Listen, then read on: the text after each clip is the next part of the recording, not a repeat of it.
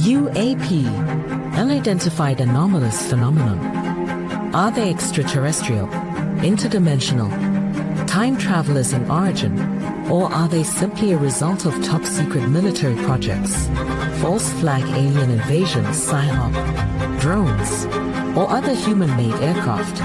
Join the discussion now on UAP Cross Fire.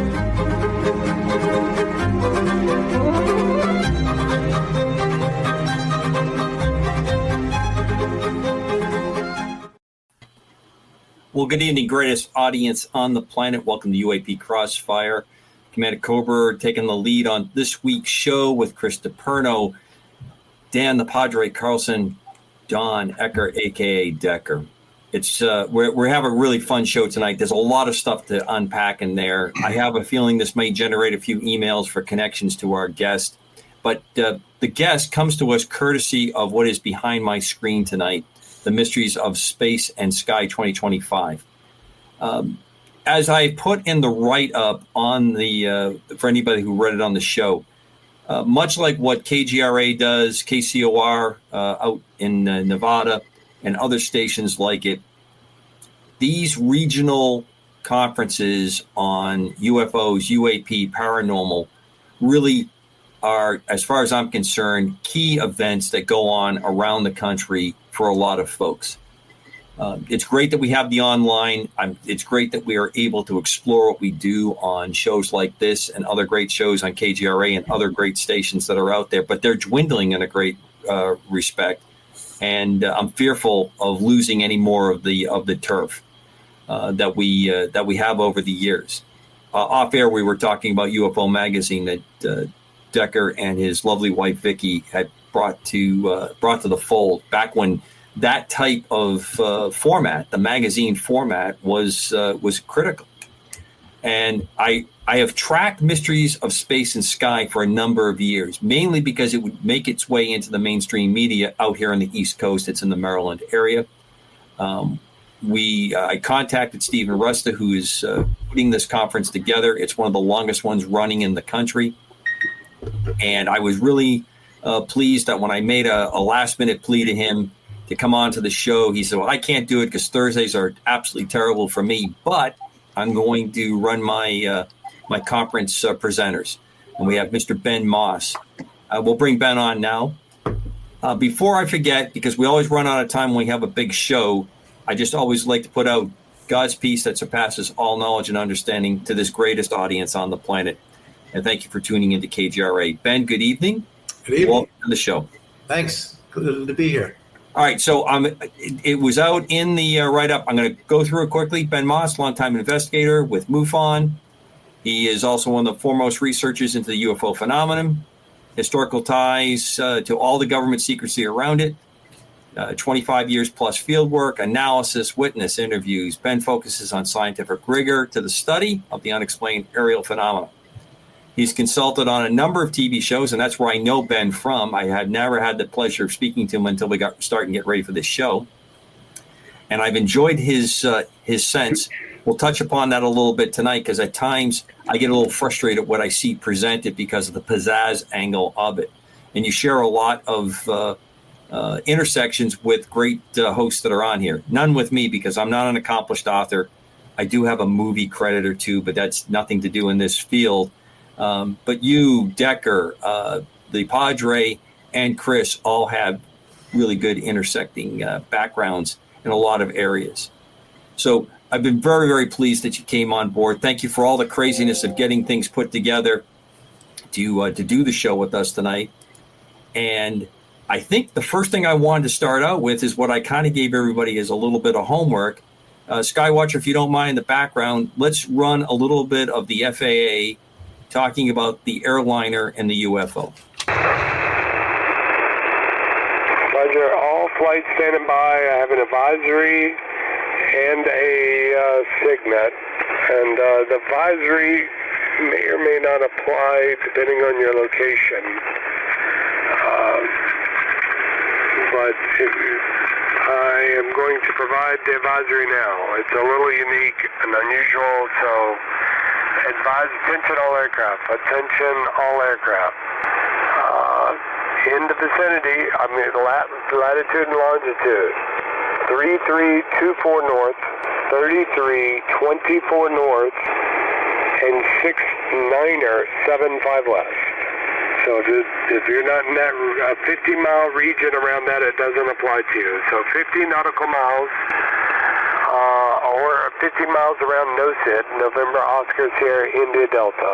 And once again, that's 3324 north, 3324 north, 6975 west, or NOSID, and 50 miles around that area. A flight reported a small linear object hit by another flight at flight level 350 and somewhere between 3,000 and 5,000 feet above as well.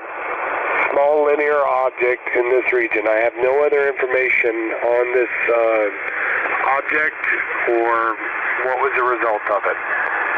So I will go through and see if the flights have copied this. Quebec Echo 208, did you copy? 208, copy. United 3024, did you copy? United 3024, copy. Roger, and all the flights stand by also for a regular SIGMET after this. United 665, did you copy? Yes, copy, 665. United 1820, did you copy? United 1820, copy. United 1526. So, Ben, I'm going to start with you. I'll throw a little of that pilot stuff in there. The SIGMET is a significant meteorological report. That's very common. I've never heard, I've been right over that intersection in years flying. This is pretty close to the neighborhood. I transit through New York quite a bit. There's a quality of the voice in an air traffic controller that I found very unusual on this particular case. Obviously, 35,000, that's a pretty good altitude to be bumping into something. Generally, those are cruising altitudes. The separation at those altitudes is 1,000 feet normally, sometimes a little bit closer in a large metropolitan or a very dense piece of airspace. New York is obviously very dense. What's your reaction to that? And you had some stuff off air that we were talking about. Yeah, it's unusual for these things to be hit. I mean, at 35,000 feet, you're ruling out a lot of drones and things like that, unless it's some type of military device. But what's interesting is they didn't really say much about what was there damage to the plane, what happened to the plane they hit. There was just, as a pilot, I would be wondering, I'd be asking, can you give me some more information about what happened after contact was made? But at 35,000 feet, probably traveling 400 miles an hour, that's unusual. The only thing I could think of, if it wasn't something really strange, is once again military, some type of military device in the wrong area, which has happened at the local DC airport several times now. One ending in disaster, but sure. That's just without more info. It's hard to say what's going on, but I'm sure the pilots were on alert at that point, because that's the last thing you want to hear is there's something up there that somebody's already run into. Well, Don, before I jump to you, many years back, flying in your neck of the woods, coming from the Los Angeles area where I had done some test work out over the bay, I was flying back going into Nevada to switch out airplanes, and I had a large drone, civilian, and it was very identifiable because I flew right by it. And when I say I flew right by it, it was under the wingspan of my airplane, which was 37 feet across.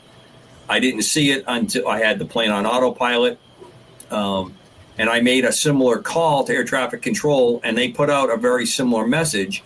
I was able to give a pretty good description of it, and this was pretty much stationary. So this particular type of drone that was used. It was kind of beat-shaped. It had a series of propellers on it to keep it up, but it was in a very, very stationary orbit. And I'm sure after I went through, now you can get a sensation that you've struck something and not actually hit it. It's called thumping. It'll happen quite a bit when you get air pressures close to each other, a very, very close hit. And I'm surprised that there wasn't more in the press about this. How I found out about this is a military pilot podcast that I listened to quite a bit is what got me started on this. and I've had a very difficult time finding anything about it. But I'll start with you, Decker. What do you think when you hear something like this? Besides not looking at an airliner. Yeah, this is actually, I got to tell you, I am surprised we don't hear more stories like this, and how many may be out there that ended up being covered up and concealed. Something like this is a stellar example of how for now, almost 80 years, the government, the federal government, the United States government, has downplayed this thing. And for years and years, there are no national security implications in this, which, of course, is complete balderdash. Now, in your case, Commander Cobra, when you encountered that drone, what altitude approximately were you at? I think, if I remember correctly, I was right around either 75 or 9,500 feet. Now, there's a big changeover in air density when you start getting above 10 to 12,000 feet. Huge changes in what something like a propeller, especially in vertical kind of flight, efficiencies change. Was it a possibility this device may have been part of a news organization or something? Not where I was, because there was like no fires in that area. There was no reason for that to be there. It could have been something that someone was testing, because there's a lot of test activity, as you know, all around the area you're at, the desert, coming south. I was south of Edwards when I was making that trip up. And the way I was maneuvering is that I was trying to come over north of Nellis and the Nellis Ranges to get back. I would think the FAA would take something like that quite seriously. Right. But when I passed it to the controller and I told him, and I had the ability to mark the position, I was within probably, I'd say, a tenth of a mile, maybe even greater, even closer distance than that. They immediately did the same thing here. And the controller said to me, yeah, this happens a lot, kind of stuff we talked about. Asked me if there was any damage, if there was anything else I wanted to report. And like I said, only because I had looked up when I did, because you're constantly looking for birds. I mean, in that same part of the world, the California condor, buzzards, are all over the United States. Those are things we're constantly looking for. And, they catch the air currents, and they're practically hovering when you go by. But most birds will look, and they'll either dive to get away from you, or they'll just maneuver away. It's only when you get into a large group that you generally have it. Or I wasn't flying with high speed in this particular case. But they took all the precautions on there, and the word went out. There's a whole bunch of other airplanes that were listening to me, and all of them probably did the same thing. They checked the position to see where they were at and the altitude. What are the laws concerning that? Well, the laws have changed to a much more stricter sense. Now, everyone that's flying a drone of any kind in the civilian airspace should be licensed. It's called Part 107 for the FAA. And if you do something like this, you will be in the same kind of issues of a violation, and you can lose that drone license, just like a pilot can be fined or lose the drone license. Just recently had a case up here in New England where a drone pilot, was reported to become inebriated at a festival, and he was flying a drone around that was taking pictures and pictures of people, and it was being live broadcasted. And he decided it would be really good to get great pictures of the helicopter that was giving people rides. And he managed to fly his drone up underneath the rotor system of the helicopter. And the helicopter pilot was trying to get away from it because it was turning into a very dangerous situation.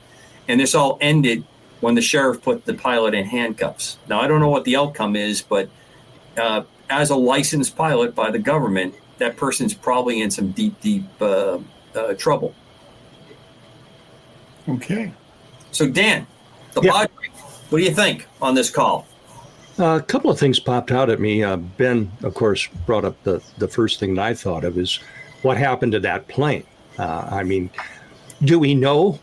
Have we identified what flight it was? Do we know what kind of aircraft? I have not. And I'm not going to give up on this one. I'm going to continue to poke around on it. But no, I have not. Because if we can identify, the plane type, the flight, whatever, we should be able to look at the maintenance records and see if there was any damage from a strike. The other thing is the description of the object itself. What is a linear object? Well, I think what you're trying to say is, in this particular part of the country, a lot of reports, Ben, keep me honest on this one, but we've had a lot of cylinder or cylindrical type activity, UAP type activity. They've been seen all around New York, all around New Jersey. There's been a lot of that kind of, and I think that's what they're talking about when they say a linear, something that was long. Now, obviously, this controller, and you can imagine with the manning issues that are going on and demands of just normal air traffic control, he seems a little bit harried as he's trying to get all this out. And very busy. Radius tells me that they're concerned that this thing was working in an area. Now remember this, and it'll come up a little bit later on tonight if we have the opportunity to get to it. The FAA recently came out and kind of fessed up that not everything that was going on with the drone activity in New Jersey, all that came out. So you bring up a good point. For us in the public to go look at someone's maintenance records, never going to happen. Okay. No airline's going to do that. The FAA might, and the FAA might make it part of a accident investigation. So if this went into an accident investigation, so I'm going to continue to hunt that down a bit. But I thought this was an interesting opener. Chris, I'm going to jump to you. Well, first, let me just say, Ben, it's a pleasure you being here tonight. Can't wait to hear some of the stuff you're going to talk about, especially with Socorro and stuff. That's always been a favorite of mine. And as far as what, Commander, what you brought up, I've got to piggyback a little bit of what Dan said. I go, wouldn't the FAA kind of start an investigation on this? Because, when I worked at the airports, the security at the airports, they, if you hit a cone, you immediately had to stop, and the FAA would launch an investigation on simply just hitting a cone or doing something wrong. So to me, if there was some kind of even slight collision in the air, I would have thought that the FAA be right on top of that. And they probably are. It doesn't mean it's going to be public, though. Right.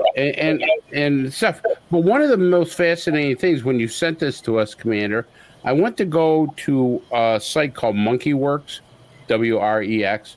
MonkeyWorks does all the military planes throughout the United States. She shows you where they are and everything else. And I was actually shocked by the number of military planes that are up in the sky at one time.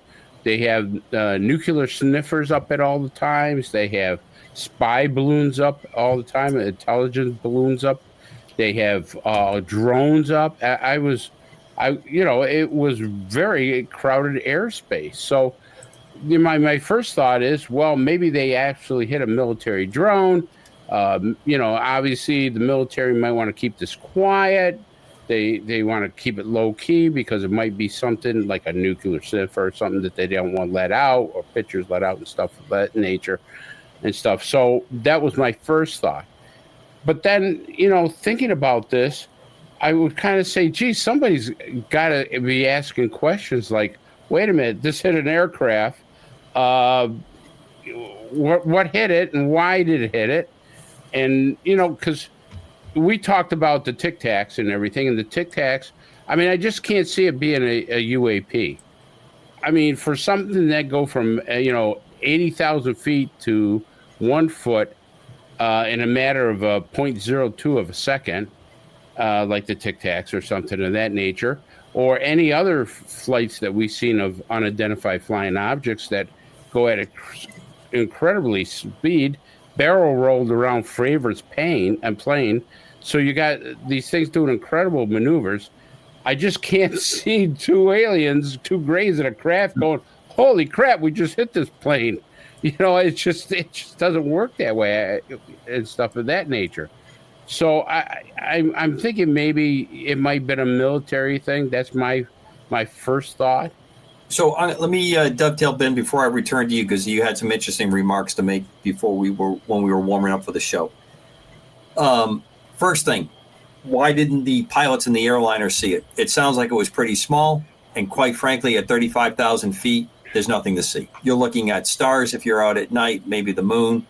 You're busy updating what's going on in the cockpit. And the physiology of it is that if you have nothing to focus on, your vision will drop to about 6 to 12 feet focus outside the airplane. That's what happens. There's nothing to look at. That's where your focal length goes into that range. At those altitudes, everyone's under what they call positive control. Once you get above 18,000 feet, all the traffic is being controlled and on assigned altitudes and locations. Out over the ocean a little bit more, but the track is well understood and you're assigned an altitude. So obviously this was not showing up on radar, or if it did, it didn't have a very strong signal. So that's one of the things that I would throw out for everybody to understand, that no one inside the airplane was probably looking outside for it. And if there was a collision, what I didn't quite get on this particular recording that we heard, why did it make a landing? That, to me, that would have sounded like you would have initiated an emergency if you had any kind of a collision, even if it was just a bird. Unless you thought you had a thump underneath the body of it and everything looked okay and you continued. In the airline world, that would, to me, seem to be somewhat unusual. Not an airline pilot, but they tend to be pretty conservative on the side of safety on that. So those are just a couple remarks to put in there, Chris. I don't think I think this part of the country has a lot more drone activity going on for a number of reasons than we ever gave it credit to. Ben, you had some interesting things that you thought about this case and some other observations from others. Well, one of the things I would want to look into is, did anybody report something hitting the ground? Did any wreckage, anything fall from the sky? Right. We got a video of that meteorite that came through that roof, 200 million year old meteorite. So, I would think if it wasn't over a desert or something, that somebody might have reported any material falling out of the sky. Good point. Yeah, the one we talked about earlier, I remember the plane that hit the object and it left an indentation in a red color, but they couldn't determine the composition of what made the red color, like it was an unknown paint. I agree with the other gentleman that, unless the aliens are drinking, I don't think that they were going to hit an airplane. But it sounds, with all the things that have been said, I would think it might have been related to the military, and that's why you're not hearing anything, because they just don't want to talk about it. They've already had a couple of accidents in D.C., being in the wrong airspace with helicopters. And so if they have another mistake hitting a commercial plane, that's probably something they want to keep under wraps. The other part is this. I don't know. I've assumed that the plane that made the report is a civil airliner. I don't know that for a fact. And that might explain a lot of it, why there isn't. So you may have had a military airplane involved in this. And we are at the point now where we are launching and recovering drones, UAS systems, unmanned aerial systems. We are launching and recovering them from military aircraft as part of the mission, so that you would fly what they call, you've seen it probably in the news about the mothership, literally a ship on the surface that will put a lot of UAS into the air. We're also doing that with aircraft. Everybody's experimenting with that. And I'm wondering if that may be part of what's going on here, that we had something going on. Again, a strange place and a strange altitude to be doing this. For most aircraft, when you start to get into the range of 35,000 feet or higher, you are now approaching that 90 percentile of altitude and range. Smaller, really high-end business jets are in the 40s. And then at that point, now you're getting into the realm of really, really specialized aircraft that are going higher than that, mainly because of the pressurization to keep people safe. If you have a depressurization, so that means people have to be in suits and that kind of stuff. When the F-22 shot the PRC balloon down, and they were at the extreme altitude, that pilot was in a pressure suit when they did that, because you had to be able to make sure that if you had any kind of a leak, right around 50,000 feet. If the pressure was to drop, your blood will boil. That's basically the physics of what's going on with it. That's why pilots in U-2s, when we had the SR-71, some of the other stuff we rumored about, they're probably in a very protective type environment. So, interesting. I appreciate the input. I'm going to track this one down a little bit. I look forward to hearing the audience's reaction. As always, we have, like I say, the greatest audience on the planet, and there's usually some pretty interesting remarks in the chat room. We'll see what goes on tonight and what I receive over the week. Skywatcher, I'm going to ask you to bring up one of Ben's first pictures, please. And Ben, I'm going to have you jump in and give us a little explanation of what we're doing here, or what we're seeing, I should say. Well, as you know, Tony Angelo and I wrote the book on the Socorro incident, 5-year investigation, and we've always been looking for similar craft that were photographed. And I believe Tony found this one. I can't remember if it was from France or somewhere, but egg-shaped craft, just like Socorro, 3 landing gear. You can see if there's 4 landing gear, which I think you can see maybe the end of one of them above the one on the right. But it would be on the other side of the craft. But that's the description that Lonnie Zamora gave of the Socorro craft. And so the lights on the end are kind of strange, but similar type craft. When the Socorro incident happened, we found from Rob Mercer's Craigslist that he found all those Project Blue Book documents that weren't public. And there were a lot of newspaper articles they had collected that in that time frame, there were egg-shaped craft seen all over the place. So it's kind of like there was a wave of this type of craft. And, you can call an egg-shaped craft, especially if it's moving fast, a tic-tac. The faster it goes, the longer it's going to look. It's going to look like a streak, like a linear ellipsoid type craft. Sure. But so we've always been looking for something similar to that. The other one is pretty strange. It looks a little bit more like, almost like, not an animal, but it's kind of weird. I mean, the struts are coming out at different angles. You can see 2 and maybe a third down on the bottom left. Those almost look like wings to me, Ben. Yeah, it's hard to tell. There is a little bulge at the bottom, which may indicate something on the back end, but again, the provenance of the photo is sometimes you get a photo on the internet, you don't know where it came from, and you're not quite sure if it's real or not. It looks like a real photograph. The shading's a little weird, but typically, most reports aren't of egg-shaped craft. And so only recently with the tic-tac and things like that are we seeing more ellipsoid-type objects because in the 60s, when this event happened, it landed at Holloman Air Force Base. It was reported near White Sands. There were a lot of reports by military personnel and police officers in other cities along that 66 corridor that goes east to west where this egg-shaped craft was seen. So maybe there was a particular civilization that just built that type of craft at that time. So before we get deeper into Socorro, the pictures that we're going to explore here a little bit, and before I turn it over to my co-hosts, let's talk a little bit about the work that you did and the book, and obviously where folks can get the book. But let's talk a little bit about the length of the investigation, because quite honestly, it seems that your scholarship here is a little bit longer than most. Yeah, it was 5 years. That is, Ray Stanford had taken a picture of a friend's kid in front of the dynamite shack, which was out there in Socorro in the desert where the incident happened. And Ray had taken this picture like a couple of weeks after the Socorro incident. So it was still maybe late April, early May of 1964. And in 2000 or 2005, he blew the picture up just to see if there was anything in the background. And sure enough, he pulled out that picture, which seems to show what Lonnie Zamora described. An egg-shaped craft, you can see 3 of the 4 landing gear. There's a couple of other things up in the air there. One's egg-shaped without the gear out. But it's interesting because the gear being out with that thing's up in the air, and the fact that it seemed to land at La Madera 2 days later to repair itself, I think it was having mechanical difficulties. And so we spent 5 years looking into it. Went to Socorro. I've been there 4 times. I think Tony and I were there 3 times. I did a show with Ben Hansen, UFO Witness, an episode there.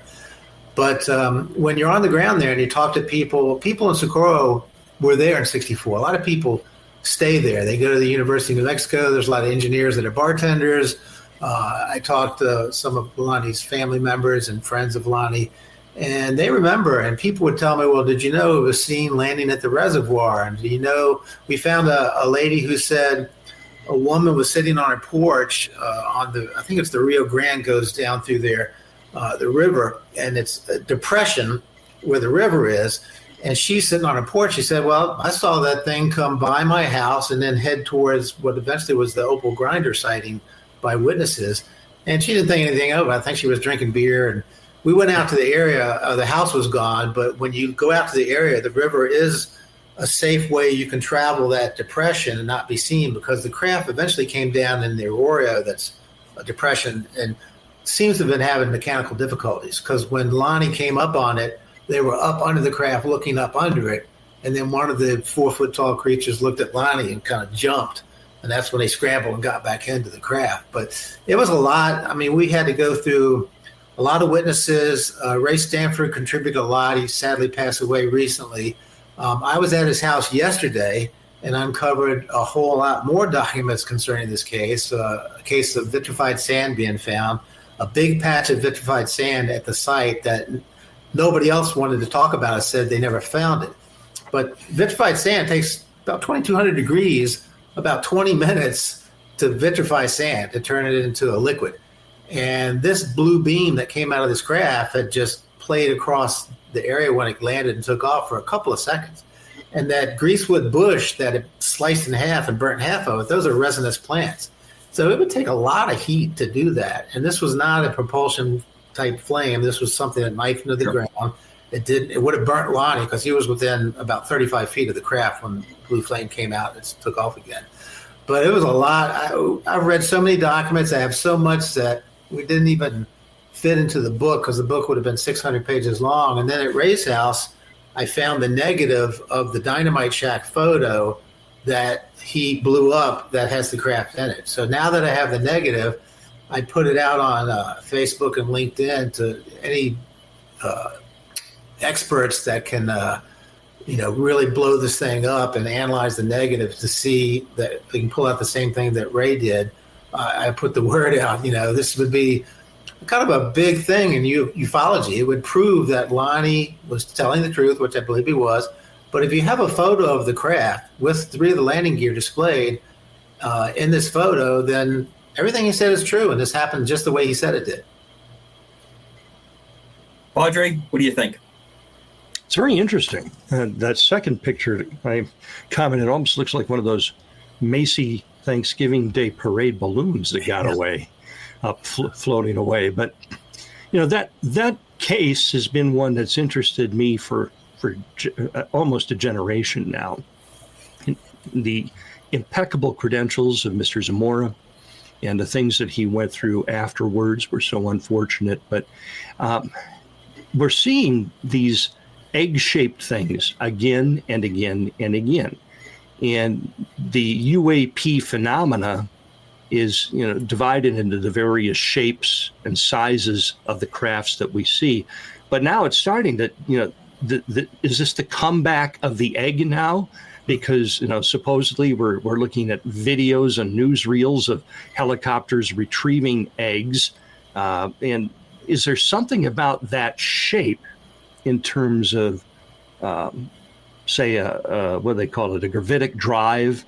Or we know it's not aerodynamic, but what is it about that shape that seems to be longer lived than many of the other shapes? It's a good point. I am going to point to one of our audience members in the chat. Rick made a remark of our opener that maybe it was a balloon, and that could, although balloons at that altitude would have to be pretty tough. It's a strange shape for a balloon because usually they expand at those altitudes when you're doing that. It would account that if it hit and it didn't cause a lot of damage, that even though that it would be pretty pretty sketchy to have that go and not cause damage. Interesting point that he brought up, and you brought up the balloon shape. So there is some, I would not going to say, there is some aerospace kind of compromise that you get with that kind of a shape when you get into a thicker atmosphere. And that may account for why that is. That there's some mathematical principles with the elliptical shape that goes on, the egg shape, where you have more of a point cone on one end and a more rounded on the other. If you think about some of our reentry vehicles early on in the space program using that kind of a shape. So there are some reasons for that. What Ben brought notice of, and I've been in that position where you cannot raise landing gear because it just won't retract, or you're trying to find a suitable place to put down to do repairs. In my case, generally I was looking for a place where I could get assistance in an airplane, but there have been times in helicopters that I landed because the indication said, well, you have to land now because you may be doing more damage, or you may get to a point that you cannot control it for the landing. So we have these land as soon as possible, land as soon as practical situations that come up. And it's usually dictated by procedures. That could be part of the explanation of what we're seeing here. But it's a good point about the shape. It's a good point about how it recurs. And one thing I would just throw into general conversation for you to think about, have we got to the point where we reversed engineered something that we have to the point that that's what we're able to operate? That's why we're seeing it, or they've showed up, or we're copying something and we've gone forward. Chris, what do you think? Well, I was looking at what Padre was saying about the landing gear and the shape and stuff, and we all know the Tic Tac, you could almost describe it as egg shape, and the only thing with the Tic Tacs, though, it had two pipes that were below it, and they both were kind of an L shape with those. But if you take a look at this picture here, right, it's in mid-flight and the landing gears are still up. So, I'm just wondering, maybe the landing gears are permanent. I've never seen any type of airplane that would have permanent landing gears like that. But mine does. Except for small planes. Yeah, small planes. But I mean, obviously something like that, you would think they would retract. But here's the thing. You look at that. Remember, Chris, it's not the size of the airplane. It's the skill of the pilot. But go ahead. Yeah, okay. But if you look at this, you could see that their landing gear is completely different, along where the engine is. If you see where the engine is on this, it's toward the bottom, where something like this, it may not be. But here's what caught me is, Ben, in your book, your engine is at the bottom here. So, I mean, we kind of looking at different pictures of how this thing was done. Now, the other thing I got to ask you, Ben, is when Lonnie Samara first noticed this, how long was it on the ground? The whole event was maybe 2 minutes, 45 seconds. He was driving. It took him 3 times to get up the hill. As he's going, he's looking out. He rolled down the window on the left. He's looking out. He sees what he thinks. At first, he thought it was an airplane, then an overturned car. But as he's looking out and trying to navigate this road, which we tried to take a rental car up and almost destroyed the rental car, and he had a brand new police cruiser. So, taking a 2-week-old cruiser up this road, he was, as Lonnie was a good guy, he thought somebody was in trouble. So he's looking out, and that's when he sees the two. He knew how tall the creatures were because the greasewood bushes there are 4 feet tall. The funny thing is that if you go to the site now, the bush that was burned is 10 times larger than any bush around there, which is, radiation tends to do that to plants. But he was looking out and he saw them looking up under it. And then he lost sight of them. And then when he got out of his car and started walking towards the vehicle, he heard two slams, like an inner and outer hull. He said it reminded him of a tank slamming. But they had left. They had seen him, got startled, and got up in it. And then the roar started, and the flame came out of the bottom. And it was a high-pitched whine that kind of wound down. And then when it lifted up, it went silent. The flame went out, and it hovered for a second, and then started going towards the perlite mill, and eventually made what they estimated to be supersonic speed. But he didn't see it for long, but I think the thing about when I talked to his daughter, the way that Lonnie was after this happened, I think he saw, when he said white coveralls, I think that was a little bit of him just not saying what I think he saw that they were not human, because it said that he spent a couple hours with his priest. He was a devout Catholic, and he was freaked out. He spent 2 hours talking to his priest because I think he might have thought he saw demons. And the word I got was that his priest told him, you can do one of two things.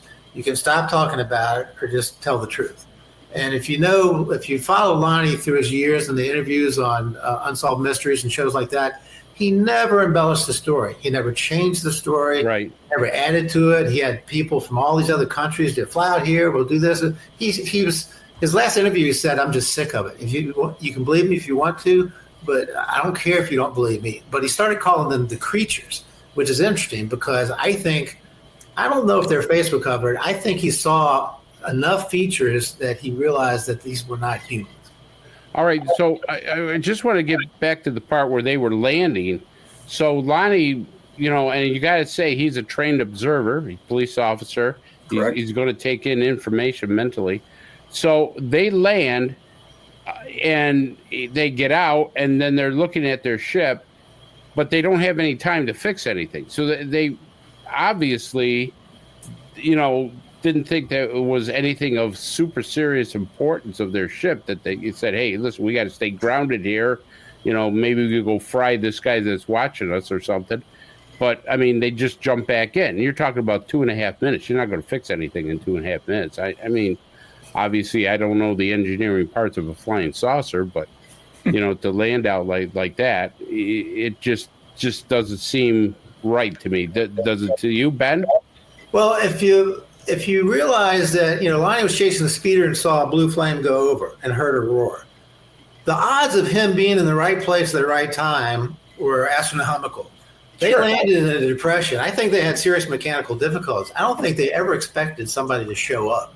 And if Lonnie hadn't gone up that hill, nobody would have been there. Nobody would have gone there. It's in the middle of nowhere. There's a church there now. But the fact is that there was a rumor that there was a piece of a computer board found on the ground. An engineer told me that was there at the time. I'm not sure about that. But when 2 days later or 3 days later, when it landed at La Madeira, it was on the ground for 8 hours. And the witness said that he saw blue flames coming out of multiple holes. So I'm not sure if this craft might have had the ability to have one main engine or morph out and have multiple locations where this flame came out, because it was a blue flame in both cases. But the indentations were the same. The burning, there was melted glass at La Madeira. I have photographs, I have color photographs of that. And I have a lot of, Dr. Hynek wanted to go. He thought it was the same craft. And the Air Force said, no, we don't want you there. And they pretended like they didn't investigate it. But there was a big investigation at La Madeira. Did they have a lot of radiation, Ben? The radiation, Ted Jordan took pictures the day of, and at Ray's house, I found his signed affidavit where Ted had taken like 12 pictures.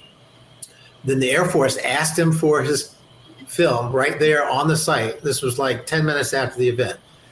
And Ted Jordan was pissed off.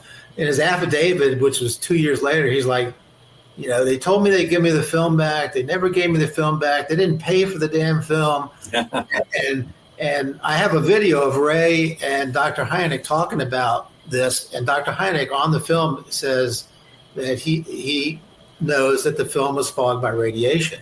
And they didn't want to give it back to him because it would show the fogging by radiation. But the thing was, when Captain Holder came out there, the uprange White Sands commander, there was no radiation. So you're talking about a half-life. It's very short for very unusual radiation. And the blue flame knifed into the ground. It didn't spread out. It didn't cook Lonnie. If it had been a rocket, it would have burnt everything in sight.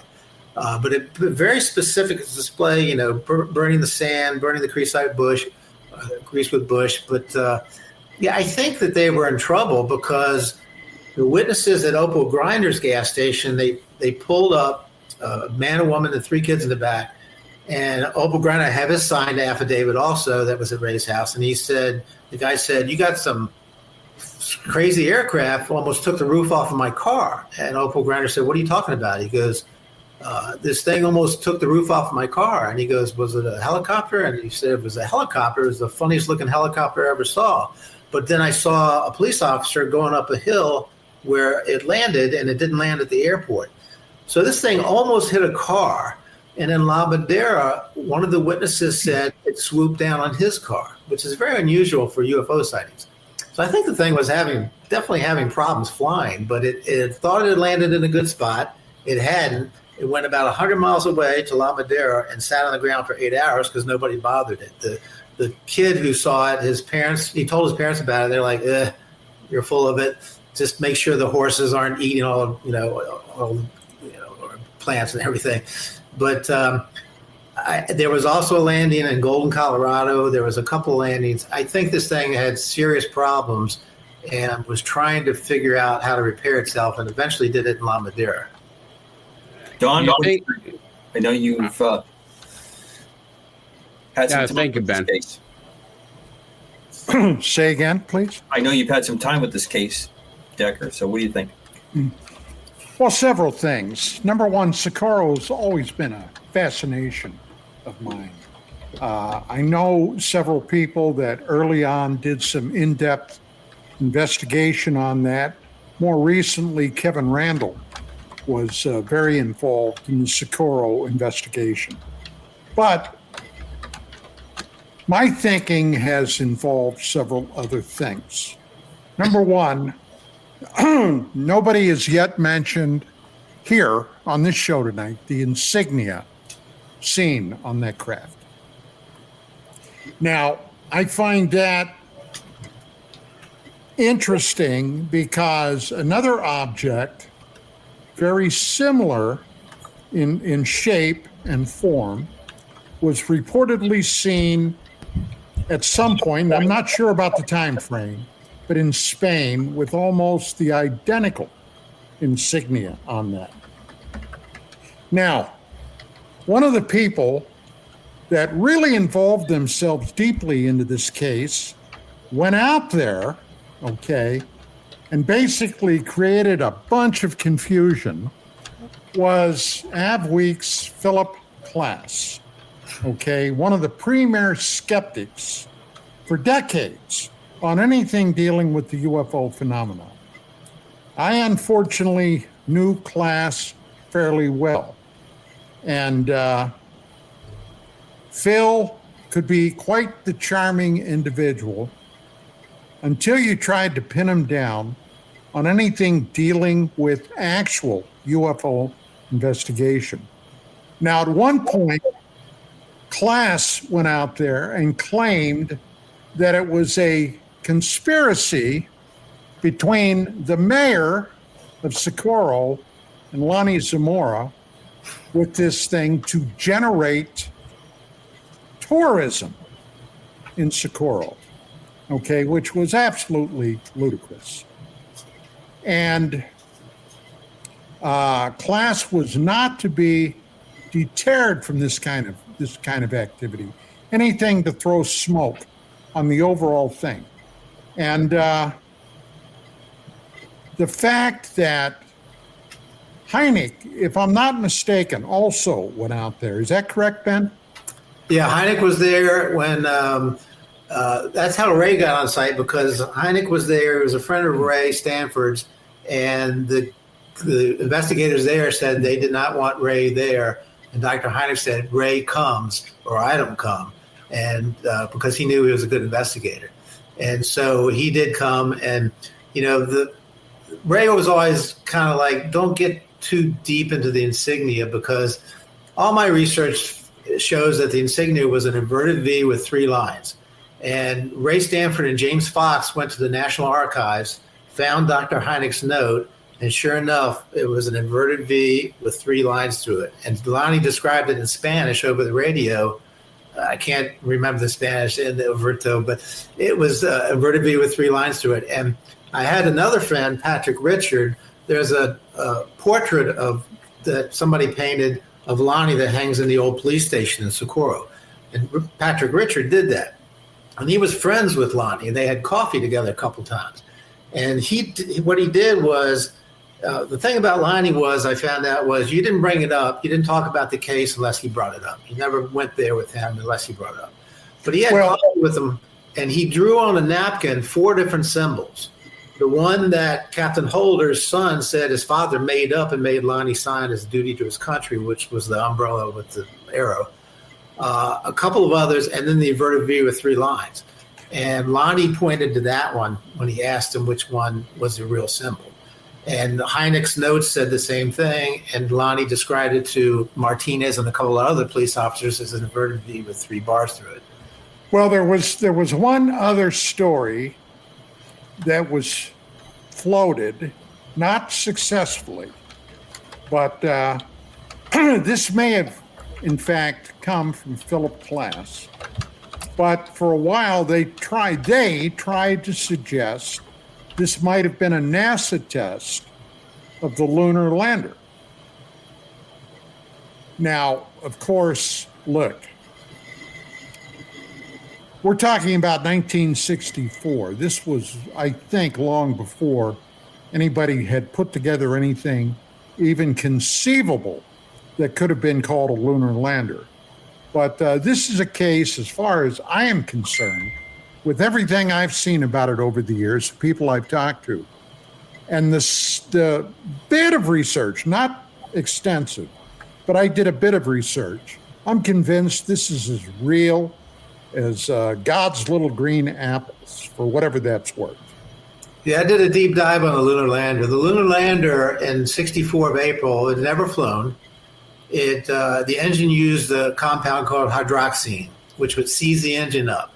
Every time they used it, they had to rebuild the engine. This thing was designed to fly in a vacuum of space. The lunar lander had one test flight months later that almost killed the astronaut. He had to eject, and it's on YouTube. You can find it. It was Neil Armstrong. Yeah, Neil Armstrong. It started swaying, and he had to eject, and he only ejected 200 feet above the ground and almost landed where the fireball was.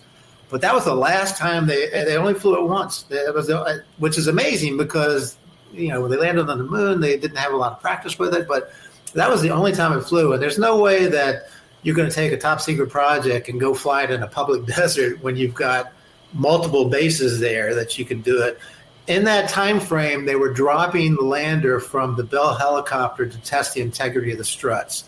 And the lunar lander had round pads. This had wedge-shaped pads on it. There's just a lot of things wrong with that. Plus, where'd the astronaut go? They couldn't fly more than a couple minutes. And Zamora saw 2 occupants. So right there, you've got a problem. Yeah. So we're all convinced that this Socorro has a deep linkage to not a lot of probable parts of it not being true. Give me you got a Benny from the audience there, Ben, for the background that you put in there. Thank you, Benno. Tell me about how this fits in, starting with you, Ben, and then we'll take it over to the Padre. The government's involvement in this and suppressing it or controlling it or doing what they did with it. Well, Ray, Captain Holder's son told Ray that his father told him that he had drawn that symbol and said, Lonnie, it was God, country, family was, So he said, Lonnie signed this as a favor to your country. The reason being, if anybody else reported this object and gave the false insignia, that they know they had made it up. Right. But the Rob Mercer, when he found the Blue Book files that came from, I think it was Lieutenant Martinez that was on Project Blue Book. But there was a box of files almost exclusive. It's 280 pages based on Socorro. And it just shows you they spent a lot of time and a lot of money investigating this case. Captain Holder, even when he did his interview on Unsolved Mysteries, he said, 10, 15 years later, he was still getting calls from the Joint Chief of Staff going, what was that thing? And, Hynek got calls and he said, can we call this a hallucination? And he's like, a hallucination doesn't put 4 indentations in the ground and burn a bush in half. They didn't want anybody to talk about it. Lonnie was told not to talk about the insignia. and certainly not to talk about the creatures. The fact is they were so baffled, and even Hector Quintanilla, the head of Blue Book, there's a video of him talking about it, which he said the vehicle that landed was not from outer space, but we have no idea what it was because Captain Holder was the uprange commander. He knew about all the black projects. He knew everything that flew. There was no vertical takeoff vehicle egg-shaped. We don't have one to this day. So the government was so baffled by it that they, it's still one of the unknown Blue Book cases, one of the 700, unknown Blue Book cases in Project Blue Book.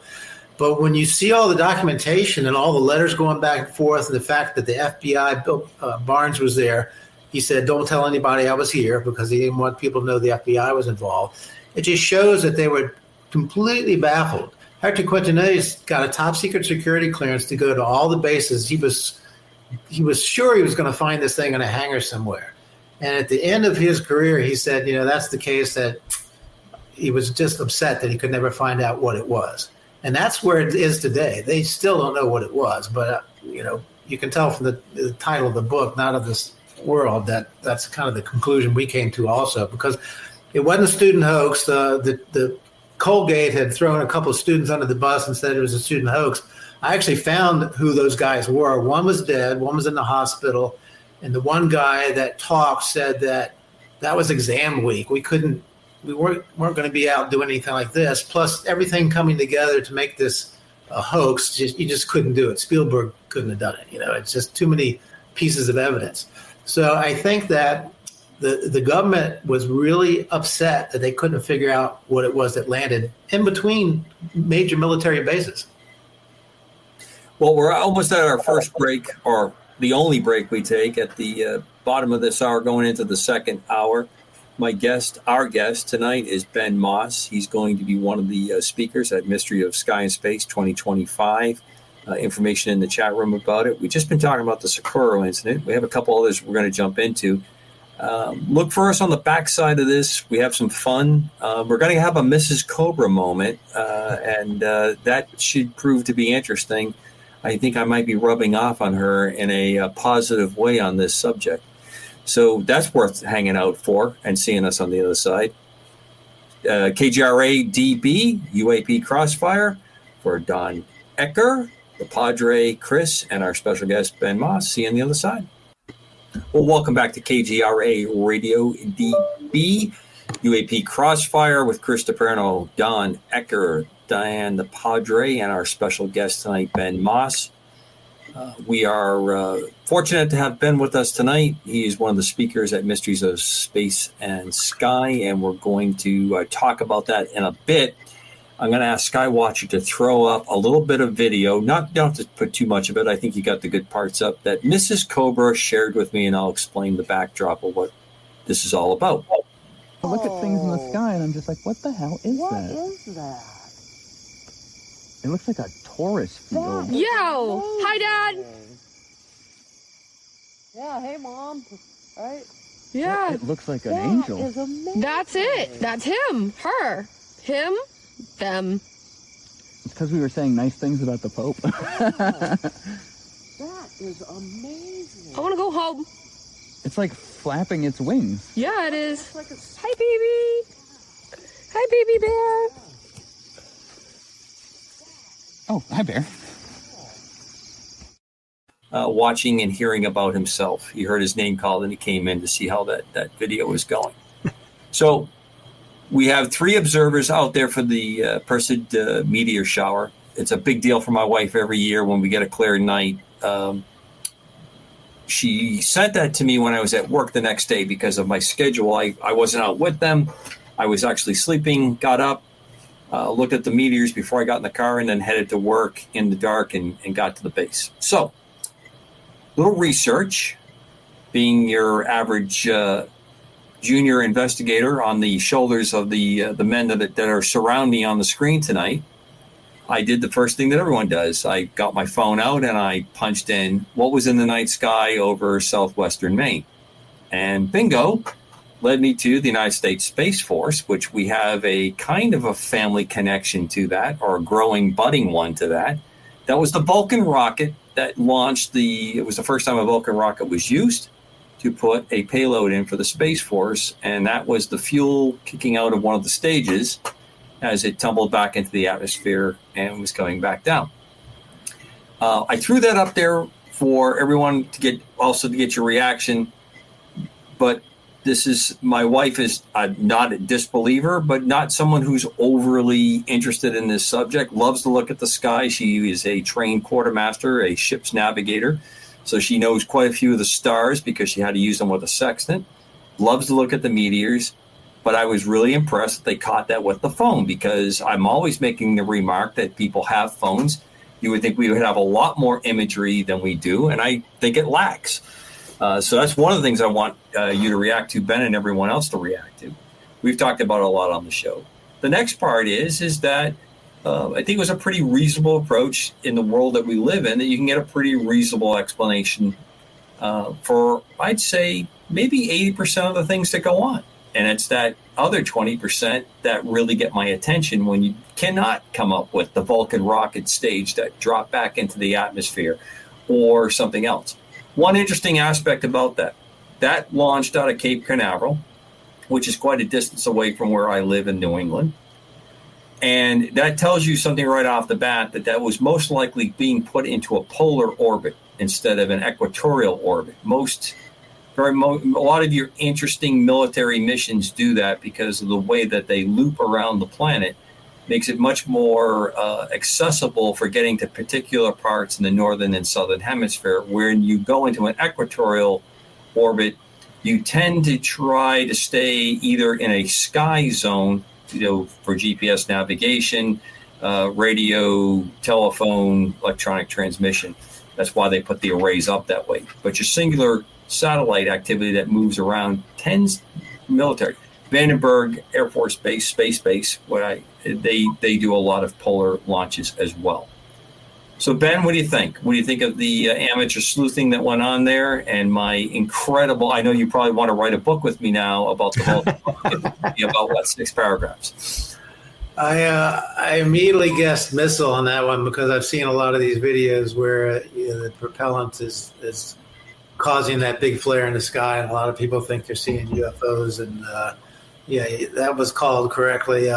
These days there's so much with CGI and AI now is making up videos that even with looking at metadata when you're analyzing film and photographs, Tony's an IT guy, Tony Angelillo, but he showed you can manipulate the metadata.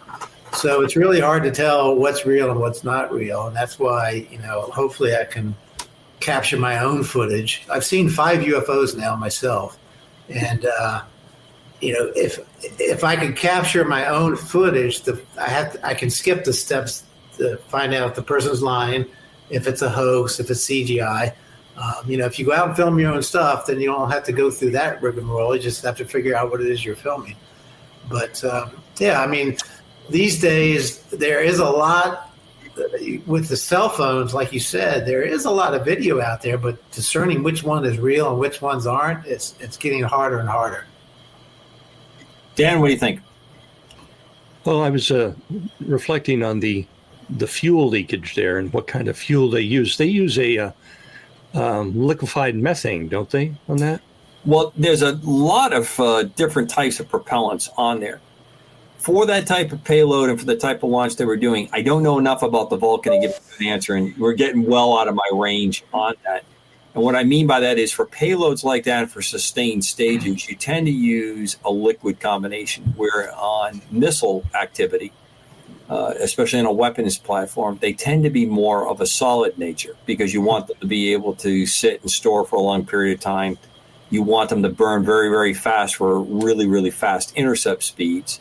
And then when you get into the hypersonics, you might even have a combination of both, so that you can achieve the altitude, the course that you want, and then the rapid acceleration for that. So you may have a combination of both. So I'm pretty sure it is a liquid. I did see a little bit about the Vulcan. It had that very typical steaming off of fluid before launch that you see when they, it's usually at very, very cold temperatures for density and controlling it as you put it on.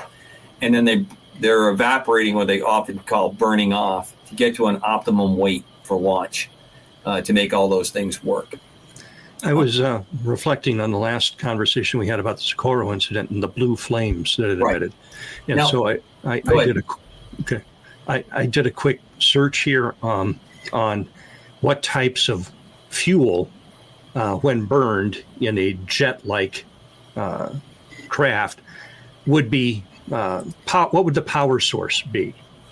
And the options that I came up with here are basically three. One is Jet A or Jet A1, which can burn blue. But oftentimes, it depends on the mixture, and we see more orange than blue with those. Another is hydrogen, or liquid hydrogen to be specific, which is used in rocket propulsion. And that burns pale blue and usually is a soot-free combustion. And then there's methane and liquefied natural gas. And that's used in modern rockets like SpaceX Raptor. And it burns with a blue flame that combusts efficiently with oxygen. And again, no soot. Now, in the Socorro incident, was there soot found? Was there what? Soot? No. So, Ben, would you agree, Ben, that you don't think that, I don't personally think Socorro had any combustion. I think the blues and the colors that we're seeing were the result of some pretty advanced physics, that you're disrupting atmospheric elements. Because there's nothing about anything I saw in Socorro that looks like you're mixing air. It really is. I don't see that. I don't see a vessel that big being able to contain all the items. What I think you have is a reaction that's going on that gives out those colors, gives out those hues that you're seeing that in the visible spectrum, but not necessarily anything from a combustion. Correct me, Ben. We have seen leaps in plasma technology, and plasma would definitely burn blue. There is recently developed an engine that has no components at all. It just provides thrust. But the fact that that thing knifed into the ground, it wasn't real hot. Lonnie said there was a little bit of heat, but not real hot, and left a little radioactivity. Certainly some type of advanced engine, because there's a good analysis on YouTube that we're putting into our presentation, but there was this kind of like a generator winding up and then winding down sound. And that's been in several cases. The most one I can remember, if you remember the UFO that was over the reservoir and the police officer hung a microphone outside the window and it was making this winding up and winding down sound. He said it reminded him of a generator. I mean, I don't think there was any propellant involved in that at all. And I think that, perhaps these egg-shaped craft all go into a much larger craft. Maybe the shape is because it fits into the mothership. But the fact that the blue flame did turn off and then it took off silently tells me there were two engines. And just like, we had one engine that got us to the moon, a different one that landed the lander and brought it back up. These things have one for atmosphere, apparently, and one for no atmosphere. So the physics of it, if they're here from there, they're probably folding space, and they're doing things that we haven't discovered yet. And just because we can't do it doesn't mean it's not possible. But if they're here, then they figured out how to leap great distances in space and how to fold space, which is theoretically possible. I mean, nothing's really impossible. We just haven't figured it out yet. And, I've always said if a civilization is say 500 years ahead of us, it's going to look like one thing. But if it's 5,000, 50,000, or 100,000 years ahead of us, we wouldn't even know it's here if they didn't want us to. We wouldn't see it. They wouldn't be here to conquer the planet because there's resources all over the galaxy. But, if they're coming here from somewhere else, a lot of this, as I think Carl Sagan said, it's going to look like magic to us. Well, there's been some breaking news in the last 24 hours. I'll let the other guys take a turn here. And then when you come back around again, I want to talk about propulsion systems. All right, I'm going to jump to Decker. What do you think of, since you're the closest to Hollywood, and I know how much you love Hollywood, Decker, what do you think of my wife's film work there? I really should say that it was Gia's film work. Spectacular. But when you showed that, you said something, and that immediately got me thinking. You mentioned I am always proud. I want the world to stop for 1 second that I made Decker think. There's a lot of things that can happen in a man's life, and this one This one wasn't even on my bucket list, but I'm putting it on my bucket list and scratching it off. So you mentioned the Space Force. Now, this has been around for several years now. And the last I checked, the Klingons or the Romulans or even the Vulcans haven't shown up yet. Now, with that being said, what in the world are these guys out to do? What is their primary mission? I mean, they go to space, okay. The only thing that I can conceivably think of that they might be in the mix for is in the event, God forbid, that somebody decides to throw a nuke around or a bunch of nukes. Other than that, what in the hell are they doing or are they supposed to do? Does anybody know? I'm going to give you a totally uneducated, not reflecting anything official, just in case my coworkers of all stripes tune into the show tonight. This is completely Commander Cobra just speaking off his analysis, reflecting nothing from the United States government. The bureaucracy of the Air Force, much like the bureaucracy of the Navy, which formed the Marine Corps to become a separate service when they split out of the Navy and they were no longer going to be employed as the naval infantry and they were not going to be the chief gunners on battleships. And that service truly took on its unique character where it became its own service. I mean, it's been an own service for a long time, obviously, going back to the Revolutionary War. The Space Force, in part, Don, I think you hit right on what it is to focus on not getting caught up in trying to compete with bombers and tankers and pilot training assets. They wanted a force that answered a much more clearer method, a much clearer line of command to focus on the militarization of space, even though we have, 100 signatories that say we're not going to do it, and everybody who can put something into space has a military capability in space. So that's part of what's going on in my mind. And why we all know that we've signed that treaty, and I think you and I both know and realize that is a bucket of bovine excrement, that we're not going to militarize space. I hate when you put the scientific terms in, but luckily Ben's here tonight to help me. Good. That's good.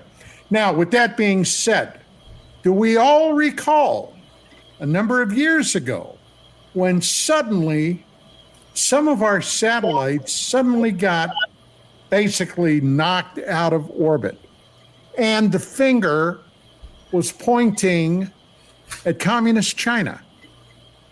Do we all recall that? Absolutely. Because I do. Yep. Okay. Now, how and who can we thank for that? Now, I have unfortunately been cursed, and boy, I'll tell you, my wife reminds me of this all the time. That you're cursed? That not only am I cursed, but I've got a very long memory. Okay. And he does curse. So it's really a multifunctional concept we're talking about.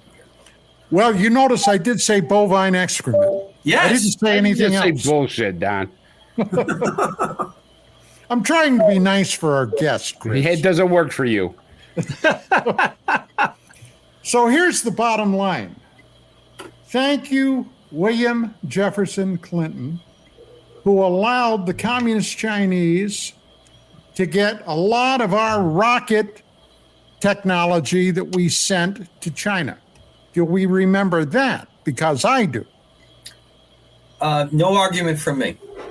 Okay, so I still, all these years later, almost 30, it is practically 30 years later, where in the hell was that son of a bitch's head? Because look at what we've ended up with.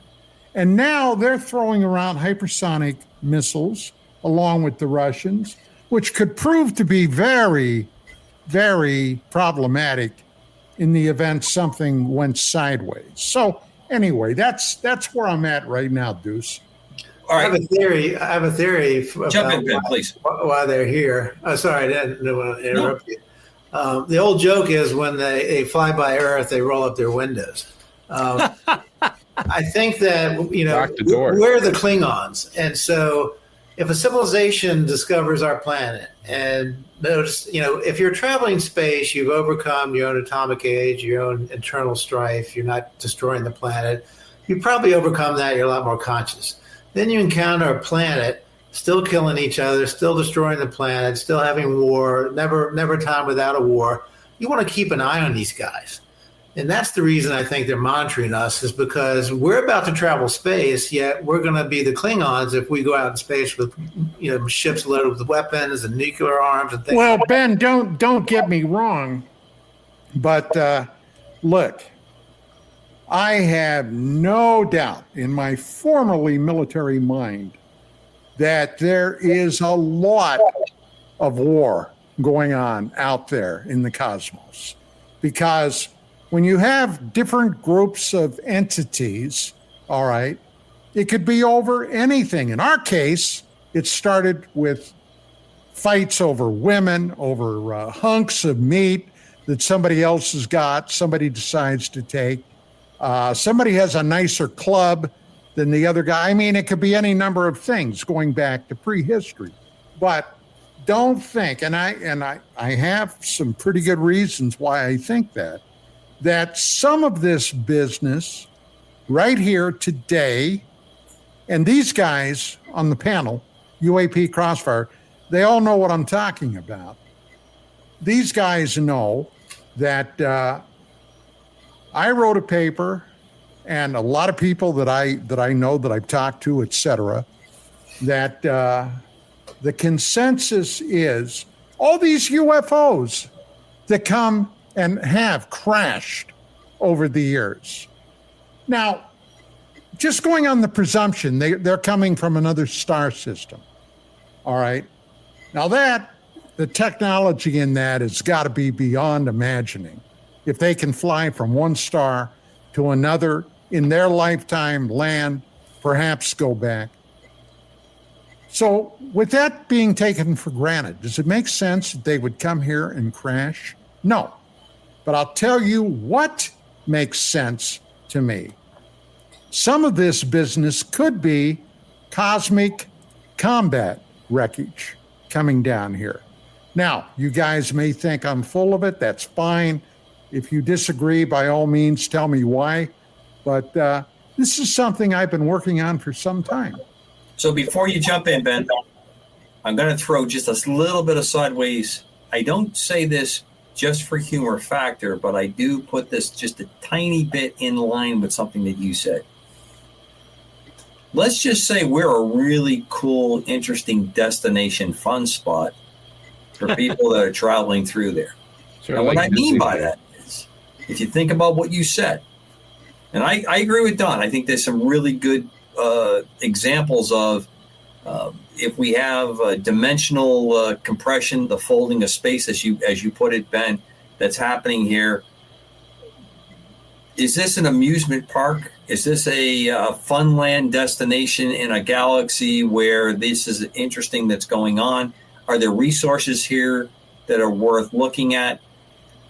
I would like your take, Ben, on a more dark side of this, that there's certain things here that's worth collecting from us and studying us as a species that's useful for a whole host of, and I use that word with care, of things that are going on. Well, don't forget this. Back in the 50s, Mars needed women. You remember that? Yes, I've seen that movie in about 4 or 5 different. And they came to Earth because Earth girls are easy, right? And Earth girls are easy. That was a 90s or an late 80s catch up. So now that we've covered that and we've had our little delve into humor, and the Padre is going to pray for our souls to keep us all on the. Good luck for Don's. And please jump in. Yeah, I think that. They could be like school buses. They're bringing it's an educational lesson. Let's look at a planet and see if they survive themselves. If they don't, why does that happen? How did we survive? Here's a planet that might not survive, might blow itself up, might overcome that. It's a great lesson. It's a great study. I can't see anybody coming here for resources, because if you can travel space, the resources that are on this planet are all over the place. All the exoplanets we find, water is everywhere. It seems like there's methane coming off of some of these planets, which may be a sign of life. I think that, some species might be here. The thing about cosmic war is, I think that one of the reasons there's no disclosure, and I believe disclosure will never happen, is that the reason or what's behind this, maybe for a particular species or what we know about it, is such a terrible thing that they never want to tell the public.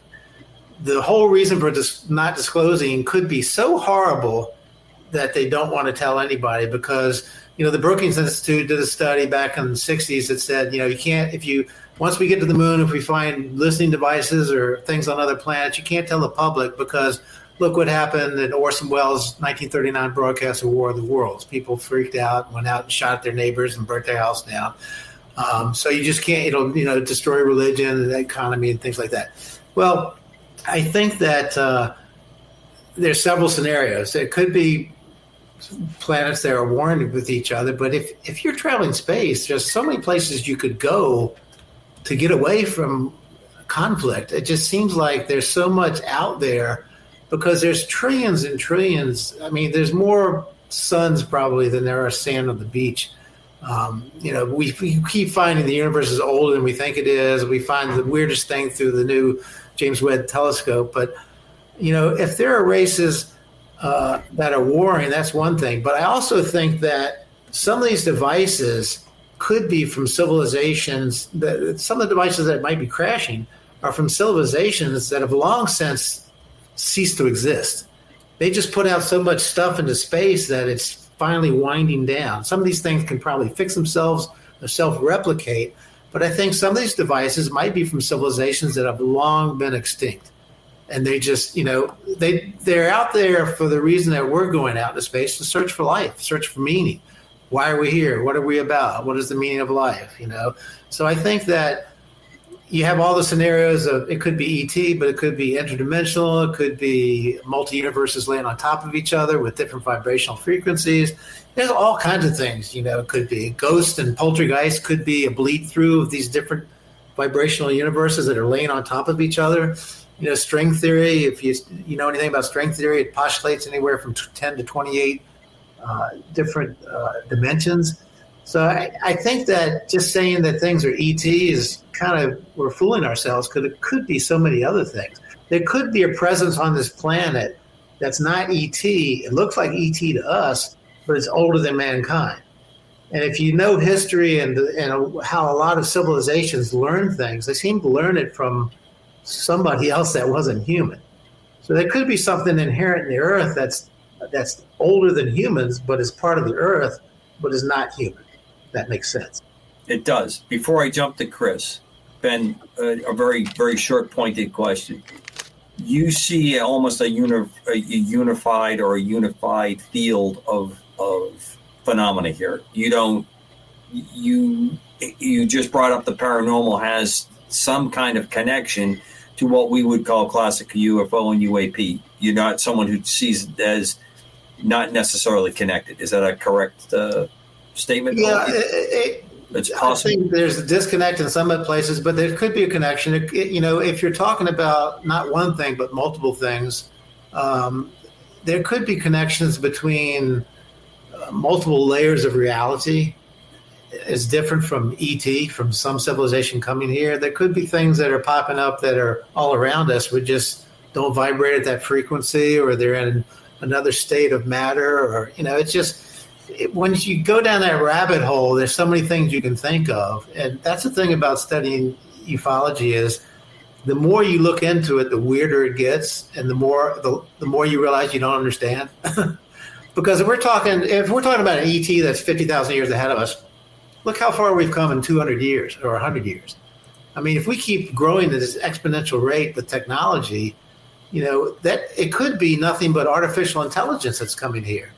And are we going to get to the point where our artificial intelligence talks to their artificial intelligence and they decide, well, we don't need the humans anymore?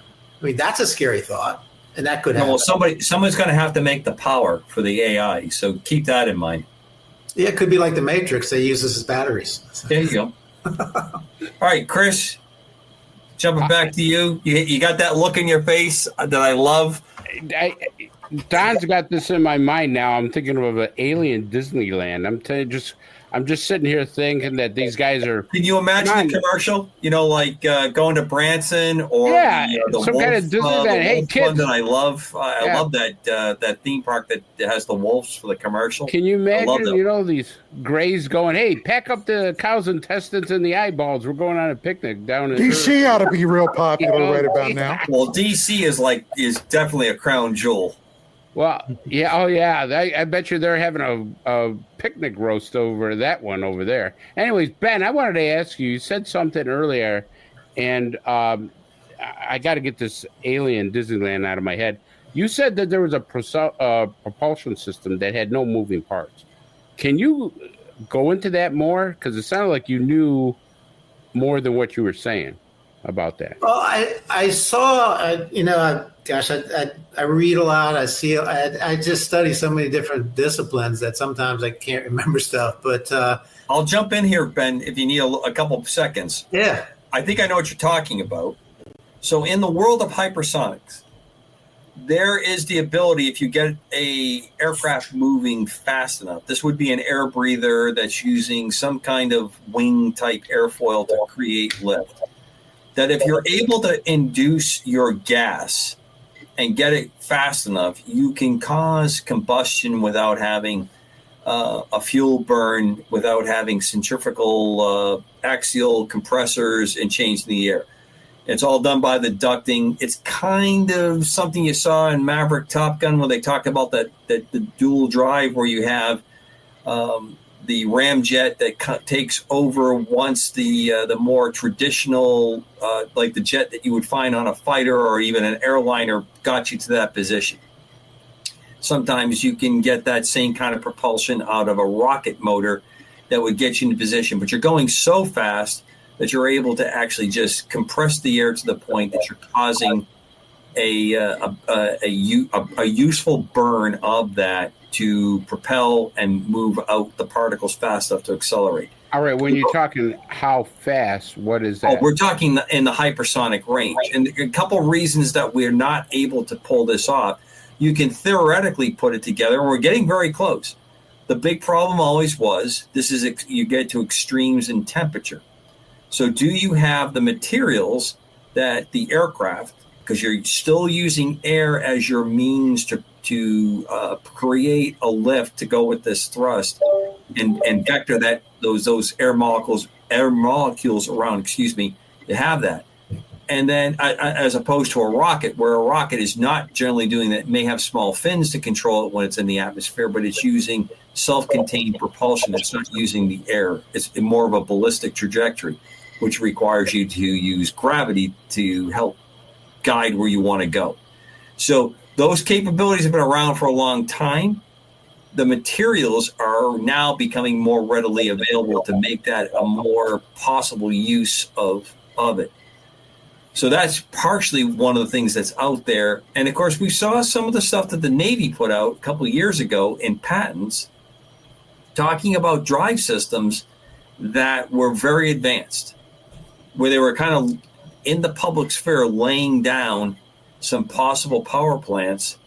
And those are available. You can do the search after the show. You'll be surprised. Navy advanced propulsion patents, and you'd be amazed what's going to pop up in that's in the public sphere. And remember, whatever you see in the public sphere is probably like the sands on the beach or the stars in the sky. Many, many more applications behind that. Yeah, and what they show us, it's always said that what we see in development is actually 20 years old. Absolutely. And, I did a quick Google, but hydrogen fuel cells can use hydrogen gas to generate electricity, and you've also got electromagnetic energy that can be used. There's lots of things that are coming up that don't use any type of fuel. They just are somehow converting electricity into thrust. So I think that's kind of what the Socorro craft did. It probably doesn't need a fuel source. It just needs to produce some type of electricity that generates a thrust. As far as traveling space, that could be something else altogether. Do you see any similarity to that in Cash Landrum case? Crash Lander I believe, was probably an engineered or something we got that we were flying and we didn't know what the hell we had, because she died of radiation poisoning, basically. And right. They all got sick. She said when she went back to grab the handle of her car, it was really hot. But the fact that it was followed by a whole bunch of Black Hawk helicopters tells you that they test flew this thing and it went way off base and was not supposed to be where it was. And because I think when she went to the Air Force, she was in a room and there was a pin and a map exactly where that craft encountered her. And she was always, knew that they were kind of lying about that whole thing. But that seemed like some type of nuclear reactor in that vehicle. Yeah, and we did have quite a few plans out there for that type of aircraft. It's just that the exhaust of those systems, because we're pretty primitive when those were out there, were horrible. You were going to irradiate a large part of the United States to put one of these things into space or into flight. I don't know how much you know about Ray Stanford. Ray was a very interesting guy. Didn't go to college, spoke 5 languages, discovered one of the most impressive slabs of 44 600-million-year-old dinosaur footprints at Goddard Space Center out in Maryland. But he had gotten word, he knew a lot of people, he had gotten word of a test flight that was going to be flown over the Pentagon in 1996. And he showed me the photograph. And he managed to photograph a triangular-shaped craft flying over the Pentagon. And the thing about this is, if you didn't know this flight was going to happen and you weren't looking up, they could do something like this. It happened really fast. It flew over, but the brass was there. And he got a picture of it, and it looked like a dart. And the thrust behind it was very unusual. I can't remember what color it was, but it's just like the Skunkworks guy said, when he said we have the ability to take ET home. It just seems like whatever they're showing us now is something they developed 20 years ago. So you're referring to Ben Rich. I think Ben Rich, credit with that. He took over from the man that created the U-2 and the SR-71 and the Kelly Johnson. Johnson, Thank you, Decker. I can tell you, I can't tell you who it was, but I knew a military gentleman who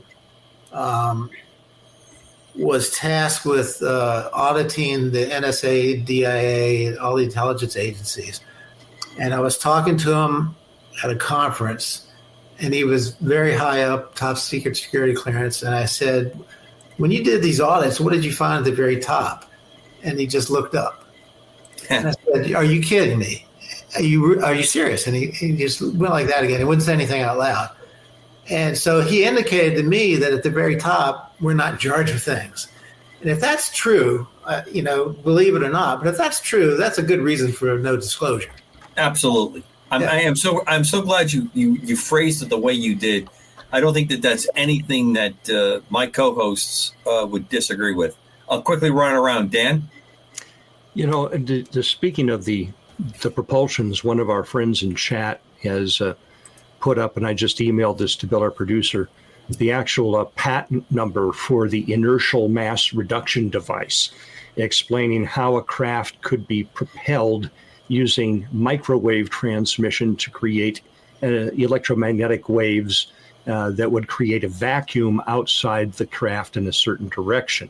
So there you have a no combustibility means of propulsion for which a patent has actually been submitted. We're on the edge of some really exciting things. I think we're over the edge. Yeah, I want to throw in here. I don't know if any of you saw Congresswoman Anna Paulina Luna on the Joe Rogan show a couple of days ago. You did see that? Yep. She didn't say much. No, it's kind of a word salad, but what she did say when he asked her about UAP, she said, and I quote, "We call them interdimensional beings. They can operate through time spaces. That's not something I came up with on my own. That's based on stuff that we've seen, based on information that we've been told." And then she goes on and she kind of rambles for a little while. Rogan comes back to her. And then, here, by the way, is that inertial mass reduction device. That's the patent. And if you're watching the podcast, you can get that number and look it up on yourself. But Rogan then asked her, when you say interdimensional beings, how do they know that? And she said that she's heard testimony that would be based on witness accounts.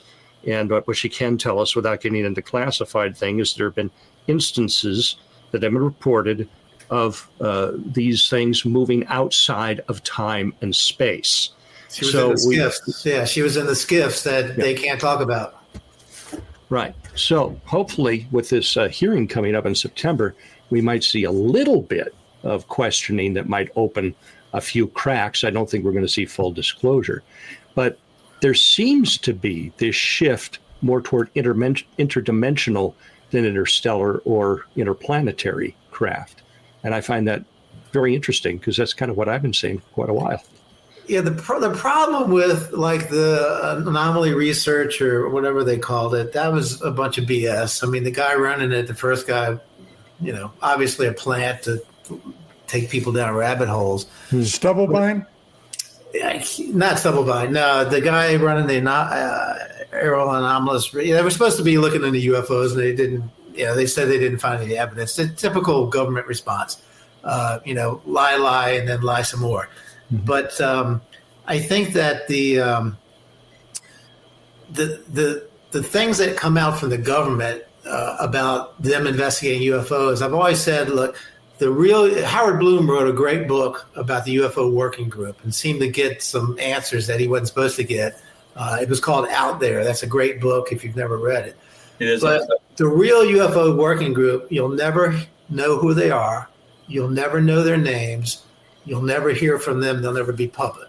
The fact, when I looked into the Roswell incident, did a deep dive, I know Don Schmidt, I know the investigators, that to me was an ET crash. I mean, there's no question in my mind because of a lot of the generals and people that were running the base at the time, their deathbed confessions, they said, look, this thing wasn't from Earth.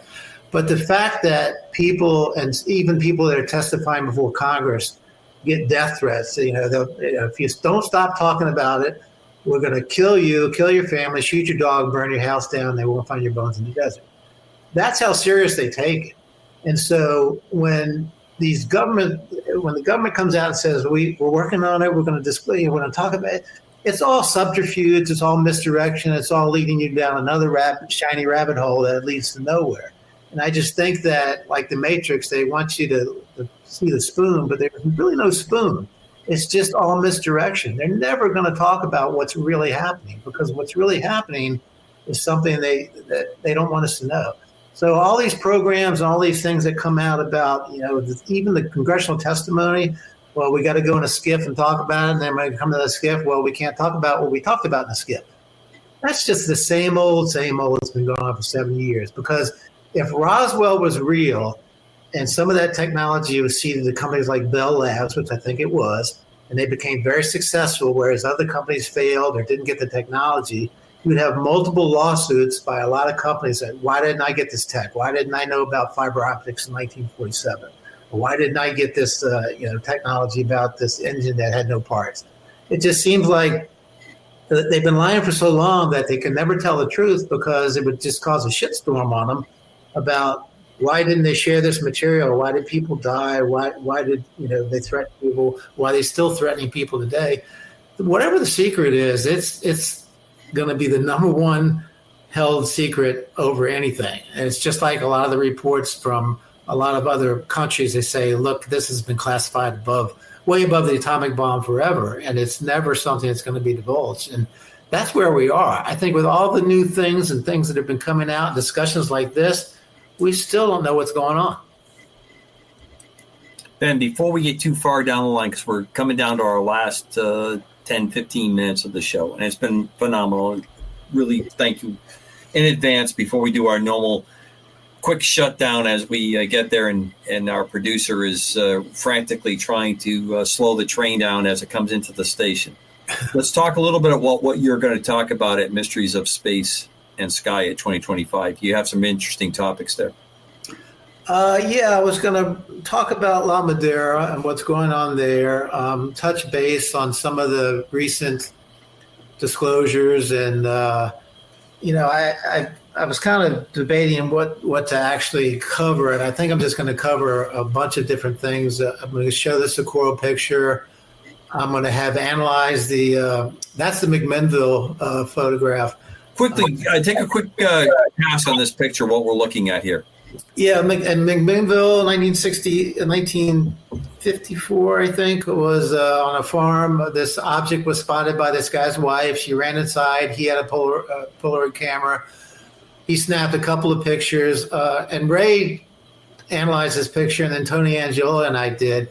The picture up in the left corner is the original, but when you just use a little contrast, you can see what looks like either plasma or something coming out of the bottom of it. And I don't think that's a bleed of the photograph. I don't think that's an anomaly of just the way this photograph was made. But Paul Trent, who took the picture, said when it tilted towards them, they got hit by a wash of warm air. And that to me would be maybe some type of whatever the propulsion was, it was ejecting that plasma or some type of energy below it. And then when it tilted towards them and hit it, a lot of people were trying to say it was hanging from the telephone pole. I think Bruce Maccabee, the optical physicist, pretty much proved that not to be true. It was further away from the camera. It was 30 to 40 feet in diameter.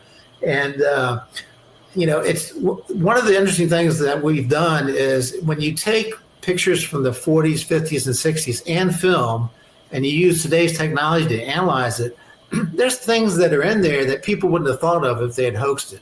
Paul Trent wouldn't have thought of a downflow underneath the craft that would show up in the picture years later. Because a lot of the things that I think are real, they have a field around it. I think some of these things surround themselves with a static shell, and inside that static shell, there's no gravity. They've negated gravity so they can do these type of maneuvers and not get slammed up against the wall. But when you look at some of these old photographs and you apply new technology to analyze them, you'll find things that are in the photograph that are evidence of advanced propulsion that somebody in the 50s would have never thought of, would have never put into a lot of these photographs, Polaroids and things like that, are very hard to fake. It's very hard to do, especially on 8 and 16 millimeter film. Ray Stanford had taken from a Braniff Airlines flight a picture of a craft that when Goddard analyzed this film, and they've never talked about it, the craft was a long cigar-shaped craft, 1.4 miles long, and when it moved in a direction, it seemed to shoot out the plasma and energy beams called the beam ahead. There's a guy named Lee Marabou who did a lot of advanced work on this, saw Ray's film, but discovered that when you shoot energy out in front of an aircraft, it pushes the atmosphere out of the way and the craft can travel faster with less resistance. It's called the beam ahead. And of course, it's very advanced now. And you'll see a lot of this when spikes started appearing on a lot of these noses of the aircraft, shooting energy in front of it to displace the air and atmosphere. But some of these things from way back then do show evidence of advanced propulsion that nobody would have thought of to fake at that time. And so, there's so much to study that's out there already. People say there's no real footage, no good photographs. There's plenty of them. You just got to look. The girl says she was burned by the UFO. One of your pictures that you sent ahead. Yeah, that was connected to the La Madeira case. That the craft, she said she saw a UFO, came back, had what looked to be a sunburn, went to the family doctor. Her family doctor, I believe, sent her to a hospital, and they said, you have radiation burns. How did you get radiation burns? And she said the craft came near her. I believe this was in New Mexico. But just like Cash Lundgren, maybe something we were building, something we were designing, or it's just hard to say, when you get into reverse engineering, Are we really reverse engineering these things, or are we just finding crash things, rebuilding them, and trying to fly them ourselves and messing it up? Well, I think that the messing up is probably a pretty good, because it's experimentation at that point that you're pointing to. That's what we're playing with. Let me run it around here. We're coming down to our last 10 minutes. I do want to recognize we've had a fantastic discussion that's gone in. Bino from Oz, thank you very much for the points that you've been throwing in there. I've been reading it. Very, very good stuff. Genghis Khan, we've got Jagari in here, Kentucky Skywatcher, just a lot of the usual. I'm not going to say suspects. That's a terrible term to use, but no, that's about appropriate. Sure. Well, for Jagari possibly, and I'll hear about that coming back. But we've got a great group, and I ask if anybody who sees us on later rebroadcast or that's with it tonight, if you want more information. Ben, is it okay if I connect people up to you direct, or would you like a little space between that? I can send you questions, and then you can choose to how you want to answer through me or direct. People can reach me. I'm on Facebook on the UFO Guys. I formed a company, UFO Guys LLC. So there's two. Somehow Facebook split it into two. So I've got like 12,000 followers on one site and 5,000 on the other. But it's called the UFO Guys on Facebook. I'm also myself on LinkedIn. So you can find me on LinkedIn and reach out to me. I'm happy to discuss anything with anybody. I'm pretty open-minded about the whole subject and happy to talk about anything. I have my own theories. Just as a quick aside, I prefer the term UFO because UAP has two different meanings: unidentified anomalous phenomenon and unidentified aerial phenomenon, both of which aren't very accurate. Unidentified anomalous phenomenon could be the ghost you saw next door. It has nothing to do with flying saucers. I think unidentified flying objects is a little more apropos because it encompasses things that could be flying in the ocean, could be flying in the air, could fly in space. But UAP, that sounds like something the government threw out there to confuse everybody. I think that's a very it's a subtle point, but it's a very, very good point. All right, I'm going to bring it around the horn here, Chris. Kind of your final thoughts and final questions and comments and stuff that you want to shoot at Ben and audience and everybody else. Well, first of all, thank you, Ben, for being here. It's been a great show, and I learned a lot from you, and that's why we have some great guests like yourself come on. Is this like a MUFON union thing here that's going on now? Is that what the Love Fest part is now? Is that? Let me not I don't want to get into that. Okay, all right. Sorry. I knew it. If it wasn't you, it was going to be Decker. Anyways, Ben, I wanted to ask you this, though. I mean, after you talked to that person that was high level in the Pentagon, have you got the sense, because you could see the tables are turning now, especially with this new thing. Avi Loeb was yelling and screaming that the aliens are just about here. They're coming in November, and they could be hostile. And we seem to gone from, they're maybe visiting us now that they're a threat. They're an airspace threat. They're this threat. They're kind of, the flavor is turning toward hostile. Do you see that, Ben? Do you believe that it could be?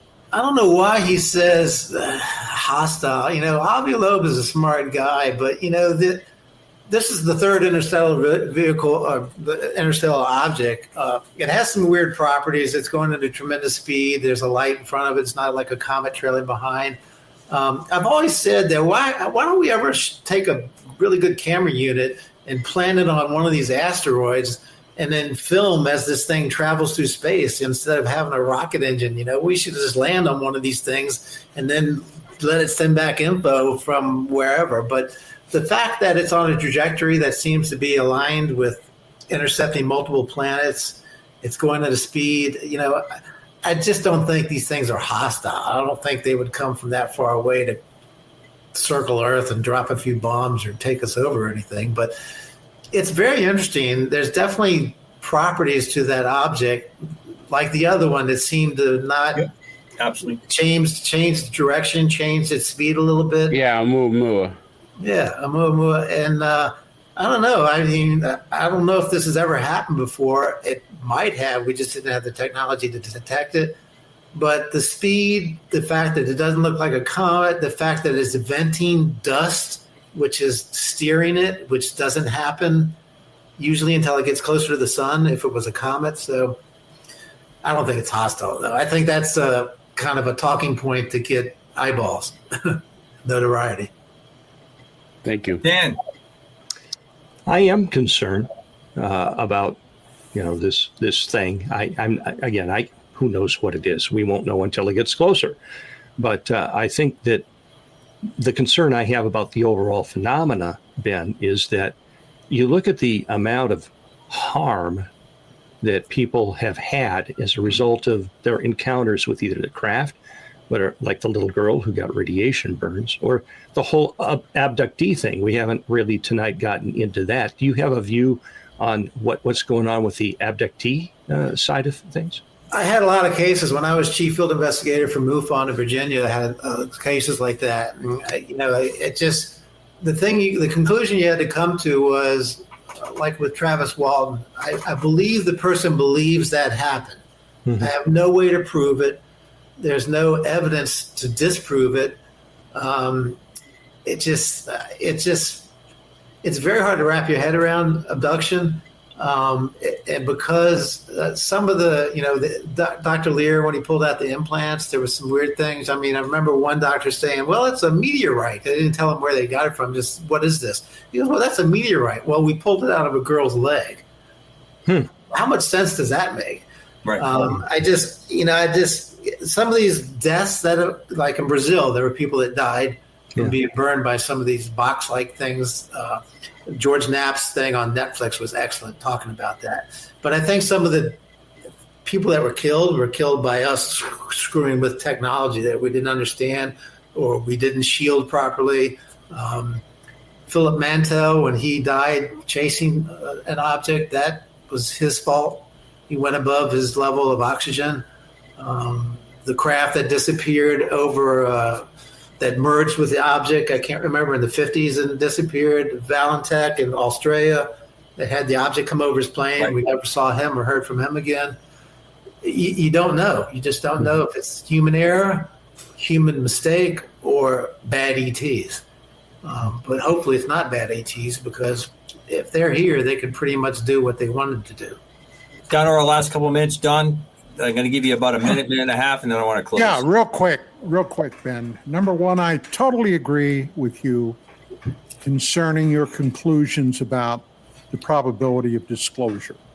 About a year and a half ago, and these guys all know it, I've sent them copies, I wrote a paper on that where I detailed a lot of things, and one of my biggest conclusions is there is a core secret about this phenomenon that probably was discovered at Roswell in 47.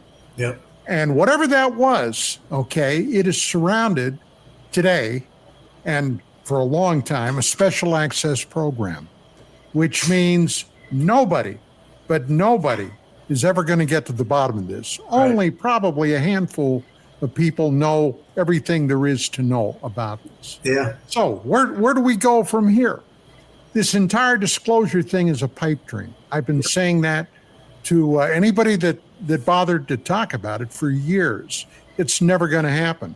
And what are we left with? Well, just picking up the pieces as we go along. And that's basically it. Yeah, what if Roswell was us from the future trying to save us from the future? That would be a terrible thing. So I've got two things for the audience and for everyone here. First, Ben, thank you very much for joining us tonight. Thanks. We're going to have fantastic audience, as always, that was listening to us. Mysteries of Space and Sky 2025, 1 November. Get online, take a look at it if you're in the area. You might even meet me. I'm really working hard to try to make the trip down to visit on that. That's one. Two, I completely agree on the disclosure part, and I'm going to hit back to it. Why these regional conferences, why KGRA, KCOR, other stations that are out there that are doing this work. We may not ever get disclosure from the government, but we may be able to affix enough information as a group that we can come to some resolution where we're at. I don't need the government to tell me what I believe. It'd be great if I could get some verifiable facts finally on that, but I think the lies have put us way too past that.